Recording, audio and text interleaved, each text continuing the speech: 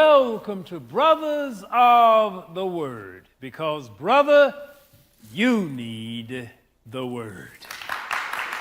And today, we're going to be reading from the book of Luke, beginning at the 17th chapter and the 11th verse. Now, this is a passage of Scripture and a story that you've heard numerous times before. You've heard many preachers preach on it. And basically, it's the story of the 10 lepers. Now, it happened as he went to Jerusalem that he passed through the midst of Samaria and Galilee. Then, as he entered a certain village, there met him 10 men who were lepers, who stood afar off. And they lifted up their voices and said, "Jesus, Master, have mercy on us." So when he saw them, he said to them, "Go show yourselves to the priest." And so it was that as they went, they were cleansed. And one of them, when he saw that he was healed, returned and with a loud voice glorified God, and fell down on his face at his feet, giving him thanks. And he was a Samaritan. So Jesus answered and said, "Were there not 10 cleansed? But where are the 9? Were there not any found who returned to give glory to God except this foreigner?" And he said to him, "Arise, go your way, your faith has made you well." And I want to talk to you for a few minutes today from the subject, as granted or for granted. As granted or for granted. There once was a lady, and she sold pretzels. She had a pretzel stand outside of this huge office building, and her pretzels were 50 cents. You all have seen these big pretzels that they have, so that's what she sold. And every day a young lawyer would come out, and he would walk by her stand, and he would take 2 quarters, and he would place 2 quarters on her pretzel stand, but he would never take a pretzel. And each day he would come out of his office building dressed in his sharp suit, and he would reach in his pocket and he would take out 2 quarters and he would place it on her stand. And she would acknowledge him, and she would nod and she would smile. They never spoke. He never took a pretzel. And this went on for 5 straight years. Every day, 2 quarters on her stand. He never took a pretzel.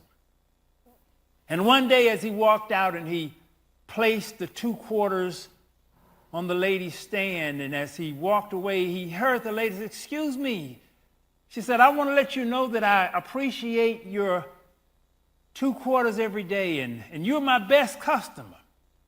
But I just have to let you know the price of pretzels has now gone up to 75 cents. So I speak to you today from the subject of as granted or for granted. You know, sometimes we take God, we take people, and we take things for granted instead of taking them as granted. And there's a huge difference in the two. These 10 lepers, and it's interesting that Jesus said for this foreigner, because the rest of the 9 were Jews. And this was a Samaritan, and Samaritans were looked down upon, and the Jews were looked up to. These were the pious ones. These were the religious ones. These were the ones who were following God's law and his commandment. And it's just like the man who was laying by the wayside, and it was the good Samaritan who came by and rescued him. But the rest of the folk, including the priest, walked on by. So here Jesus said, this stranger, this foreigner, this Samaritan, and my people didn't even come back to say thank you. And we can go through life with one of those two attitudes, that we accept and we are thankful for the things that have been granted us, or we can take all of this that we have been granted, we can take it for granted. You see, that there were three levels, even just dealing with the lepers. The worst level is that you have leprosy. The second level is that you've been cured, and the third level is you never got leprosy in the first place. There are always three levels of things. There are always multiple ways of looking at the same situation. And yet, some of us right now, we are suffering with some physical maladies. We got things that are wrong in our bodies, and some got stuff wrong that folk can see, some got stuff wrong folk can't see. Some of you got something wrong, you feel it, but you haven't gotten it diagnosed yet because you're scared to even go check it. So some of us have things that are definitely wrong. We know we're battling with them, but even the things that we are battling with, most of the time it's not even that bad. And yet, we have not given thanks. We have taken for granted all of the stuff we don't have. I have been to a leper colony before. It was when I was traveling. I spent a week on the Amazon River, going down the river on a riverboat. And one of the places that we stopped in Brazil was a leper colony. So I actually got off the boat and I actually went through a leper colony. Leprosy still exists today.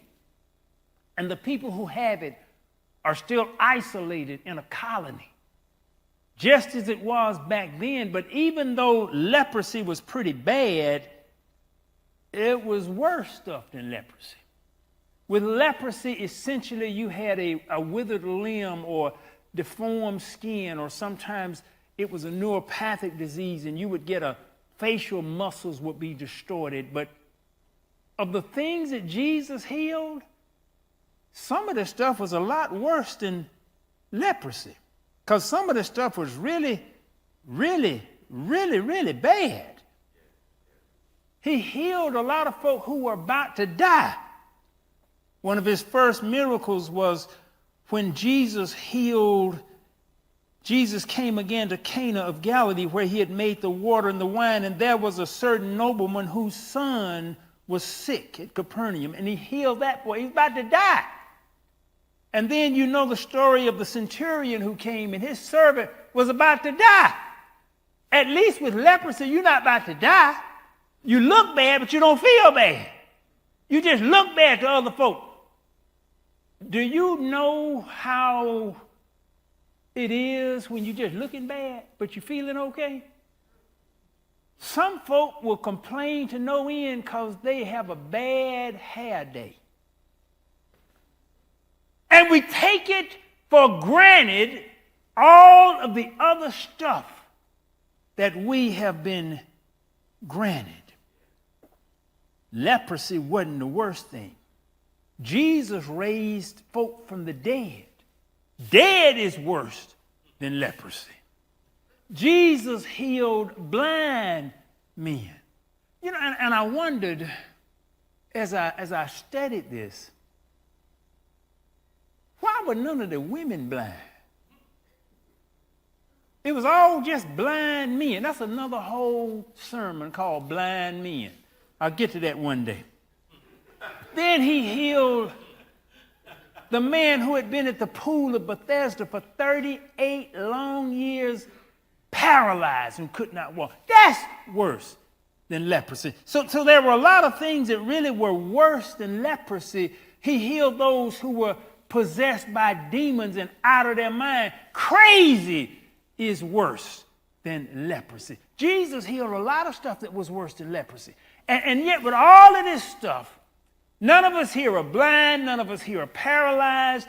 It may be a few folk bordering on the crazy end, but none of us have all of this stuff that's just worse than leprosy. I mean, we've got so much to be thankful for, but yet because we take things for granted, not as granted. And God has granted you so much. And I every day when I go out and just in the sunlight or just wake up, I'm so thankful because there are so many things. There is so much that has been granted me. God has given me so much. But modern society trains you. That's what the role of a marketer is to make you focus on what you don't have. God tries to get you to focus on what I have given you. And that's why even with the children of Israel, that's why God had to not let them in the promised land, because they just focused. They wanted some meat, and God was sending them down manna every day, a miracle every day. Some of you all are getting a miracle every single day. And he sent this manna down. Their clothes did not wear out. Their shoes did not wear out. There were none sick among them because they only could eat what God gave. But yet they've been complaining and grumbling. I want some chicken. Now God sent them pheasant. A pheasant is nothing but a fowl. It's a chicken. It's just another kind of chicken. And they just wanted some chicken. I'm tired of this. Yeah, I know you sent this down for me. I'm tired of this bread. I want some chicken. And as a result, they took things that God had sent for granted, not as granted. But when God sent them the manna, so many more blessings came with the manna. But they didn't take it as granted. They took it for granted. And how much stuff in life do we take for granted? We wake up every day. We drive here. And by traveling so many places, I see how blessed all of us are with material things. And yet some of us will think, well, you know, my neighbor has a better house. They have a better car. They've got better clothes. They got a better wife, or they got a better husband, or they got better hair. They got better noses. They got better this. They got better. And you are taking the stuff that God has granted you for granted and not as granted. You know, Paul, who wrote most of the New Testament, and a lot of that stuff he wrote from really, really precarious positions. He was in jail. He was being chased. He was being persecuted.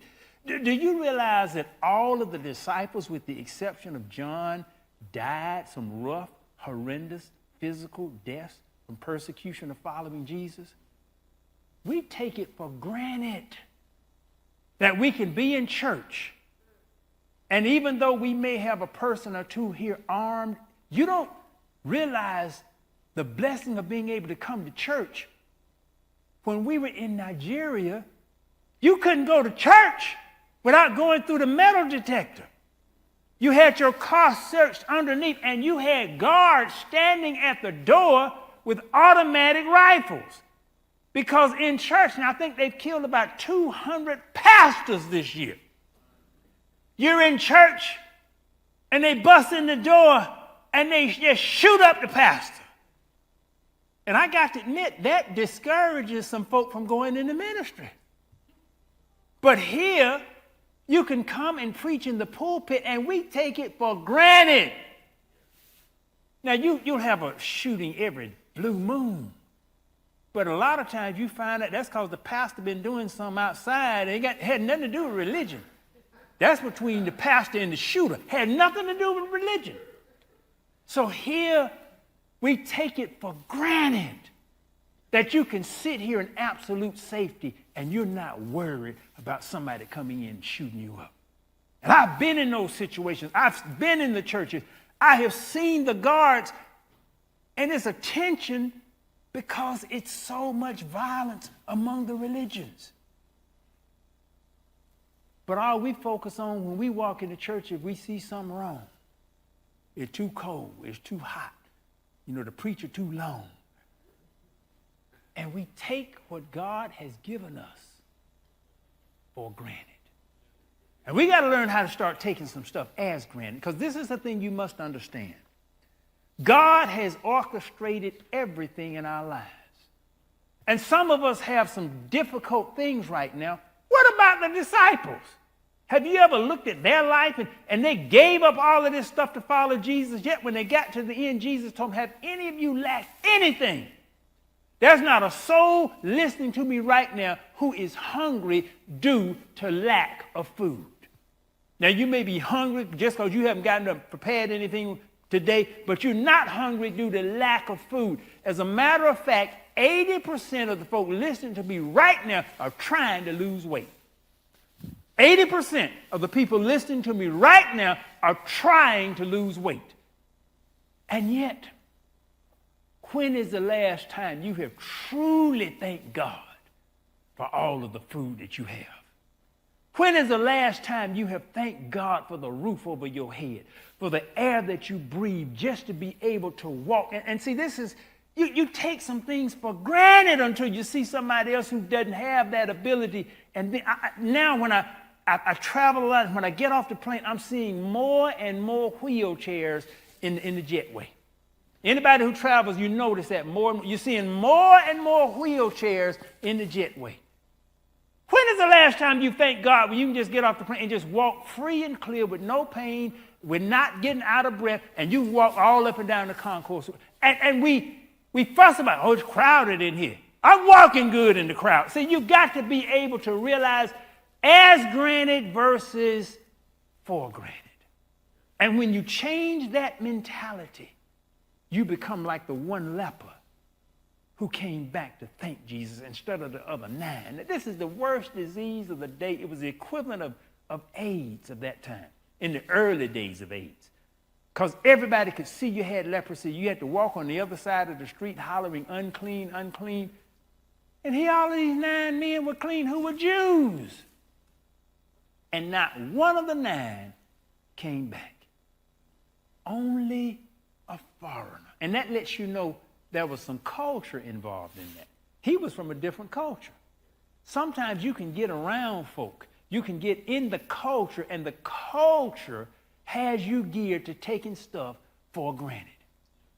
You take God for granted, who has given you all of this and given you stuff every single day. You take God for granted, then you take people for granted.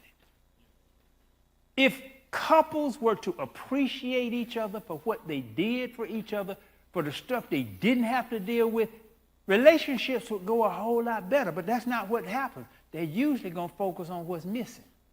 They're usually going to focus on what's wrong. And it could be 99 things right and one thing wrong. And guess which one they're going to focus on? And as a result, because we focus so much on the one thing or the small stuff that's wrong, now some folk got big stuff wrong. And even if you got big stuff wrong, you still got some stuff that's right. And often God will put you in a situation that's got big stuff wrong according to the world, just so you can develop your spirit. Just so you can learn to be appreciative, because one of the worst things in the world is for you to have everything easy at your fingertips. I know Pastor James was telling me once about the King of England, the Prince of England, and how spoiled he was. And how he just had everybody to do everything for him, and one day his pen wouldn't write. And he doesn't reach over to get his own pen. He has to call a servant over to bring the pen over. From the edge of the desk, he won't reach over and get his own pen. Because he's got servants to get your own pen. So the servant comes over, servant puts the pen there, and he writes, but the pen wouldn't write. He just blew his top cost. And he's living I've been to Buckingham Palace. He's living in this palace that's just humongous. Got servants all around, but he blew his top because the pen wouldn't write. And it's not that he didn't have another pen. That just pen right then. You see, we can take stuff and we can become so picky and so just spoiled. That's what it really boils down to. We become so spoiled that the smallest little thing out of whack messes us all up. You got all this stuff, and all you're doing is fussing because you're not appreciating what God has granted. You're taking God's gifts for granted. And what you need to do is really take time every day and do this. In his book, the book is called Thanks by Robert Edmonds. He details the positive impact of recording just 5 items that we're grateful for every day. As a matter of fact, when I read this, I have an accountability partner that I report to every day. I got this little online form, and I fill it out and send it, and they get a copy, and I get a copy. I got stuff I checked off. I added today a section in it that says 5 things I'm grateful for today. So every day that I put in my daily stuff I'm supposed to do, I'm going to add 5 things that I am grateful for every day.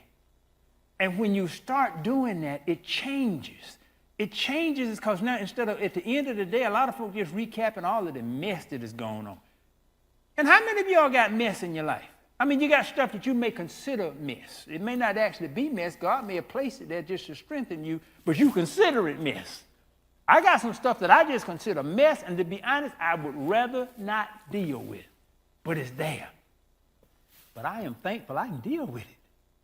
I am thankful that I got the mental attitude that I can overlook some stuff, smile about stuff, laugh about some stuff, joke about some stuff, and just go on about my business just as happy as I can be. Lord, I thank you for that. Thank you for giving me the wisdom, and thank you for giving me the struggles to help develop that wisdom. So every day now, from this point forward, I'm going to fill out 5 things that I am thankful for. But this is what the science says these 5 things do. If you fill out 5 things a day that you do, number 1, you will have better sleep. They said people who recorded items in their gratitude journal every day, they had better sleep and they woke up more relaxed and more refreshed.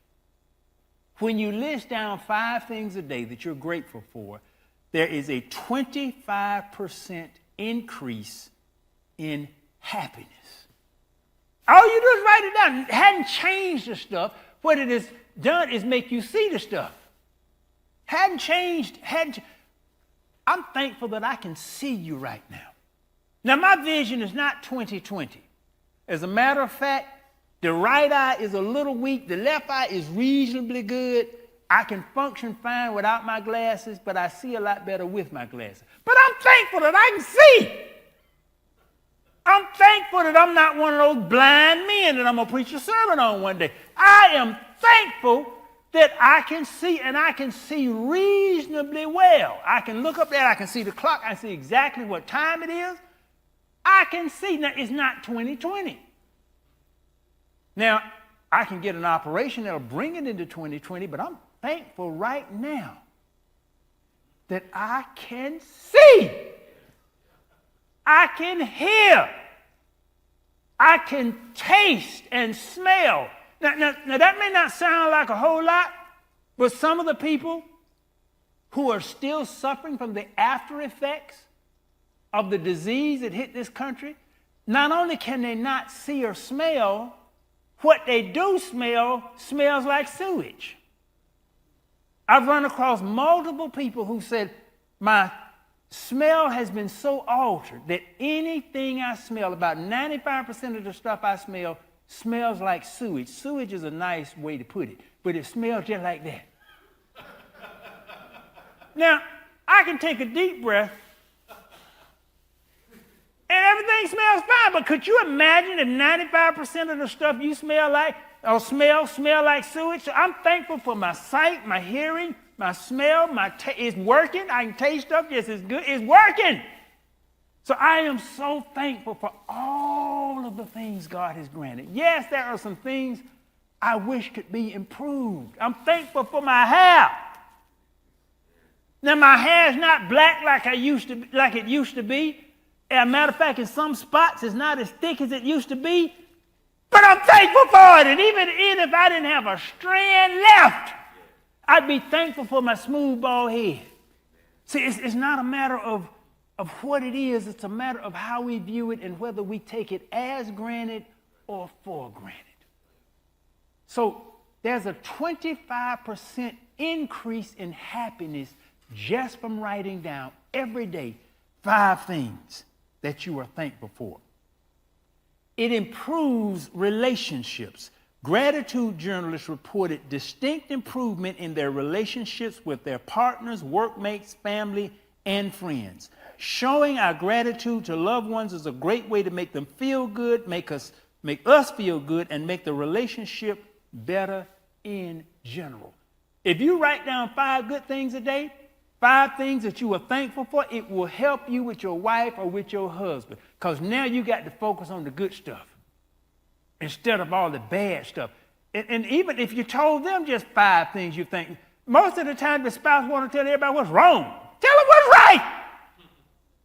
And if you tell them always what's wrong, they're going to dread even seeing you because all they're going to him is, oh, boy, here they come again with stuff wrong. Tell them what's right. So it makes a difference. Tell them what you are glad God has granted you instead of taking stuff for granted. Positive and negative thoughts and emotions cannot coexist in the mind at the same time. And as a result, the people who were in this study about those 5 things a day, they simply saw that when they did that, it changed their outlook on life, and it gave them a much more positive outlook on life. Other studies have shown that patients with high blood pressure who count their blessings at least once a week experience a significant decrease in blood pressure, resulting in overall better health. So you want a healthy heart? Count your blessings. Count your blessings.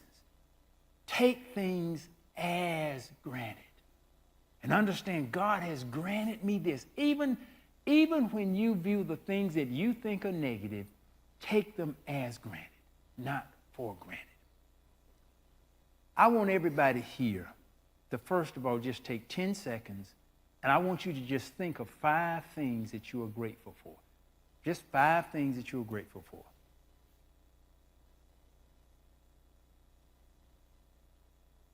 All right. Science says if you write those 5 things down every day, you will sleep better, you will be 25% happier, your relationships will be better, and you will have a more positive outlook on life, and it will lower your blood pressure. That's what science says. That's why I implemented on my daily report today. And every day from this point forward, I am going to recognize a minimum. And when you get into the habit, the problem you're going to find is you're going to have a hard time limiting them to 5. Because it's just so much. It's so much right. But we focus on the wrong. But it's so much right. Pretzels have gone up to 75 cents. I thank you for joining us today at Brothers of the Word. You can go to brothersoftheword.com and listen to this message all over again or send it to a friend absolutely free of charge. Thank you for joining us today at Brothers of the Word, because, brother, you need the Word.